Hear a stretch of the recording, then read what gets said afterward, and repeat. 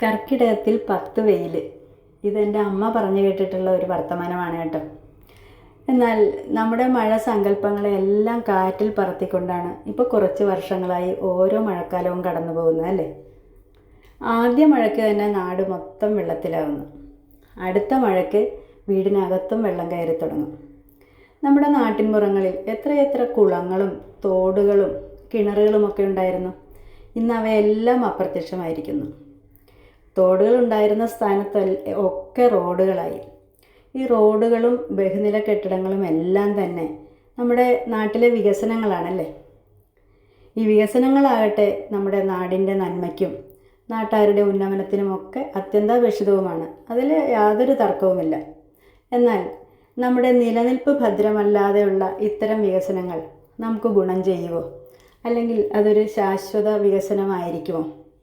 ഇത്തരം സന്ദർഭങ്ങളിൽ നമ്മൾ അധികാരികളെ മാത്രം കുറ്റപ്പെടുത്തിയിരിക്കാതെ ഒന്ന് ചിന്തിക്കാവുന്നതല്ലേ, നമ്മളും കൂടെ ഈ നമ്മുടെ നാടിൻ്റെ ദുരവസ്ഥയ്ക്ക് കാരണക്കാരാണെന്ന്. അതൊക്കെ പോട്ടെ, ഞാൻ ഇന്ന് നിങ്ങൾക്കൊരു കവിതയാണ് കേട്ടോ ചൊല്ലിത്തരുന്നത്. കായലിൻ അക്കരെ പോകാനെനിക്കൊരു കളിവള്ളം ഉണ്ടായിരുന്നു. കായലിൻ അക്കരെ പോകാനെനിക്കൊരു കളിവള്ളം ഉണ്ടായിരുന്നു. പണ്ടൊരു കളിവള്ളം ഉണ്ടായിരുന്നു. ഒത്തിരി ദൂരം തുഴഞ്ഞു തരാനൊരു മുത്തശ്ശിയുണ്ടായിരുന്നു. ഒത്തിരി ദൂരം തുഴഞ്ഞു തരാനൊരു മുത്തശ്ശിയുണ്ടായിരുന്നു. നല്ലൊരു മുത്തശ്ശി ഉണ്ടായിരുന്നു. അന്തിക്കു ഞങ്ങള കായലിൻ അക്കരെ അമ്പലമുറ്റത്ത് പോകും.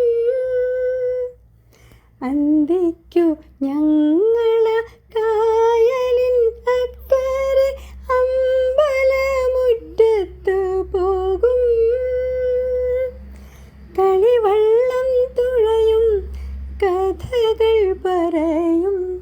കഥകളിപ്പാട്ടുകൾ പാടും. കളിവള്ളം തുഴയും കഥകൾ പറയും. കഥകളിപ്പാട്ടുകൾ പാടും. മുത്തശ്ശി കളിവഞ്ചി പാട്ടുകൾ പാടും. കർക്കിടക കാറ്റത്തോരന്തിക്കു കായലിൽ മുത്തശ്ശി ഒറ്റയ്ക്കു പോയി. കർക്കിടക കാറ്റത്തോരന്തിക്കു കായലിൽ മുത്തശ്ശി ഒറ്റയ്ക്കു പോയി. പിറ്റേന്നു നേരം ഇരുണ്ടു വെളുത്തു. മുത്തശ്ശി അമ്മയെ കണ്ടില്ല.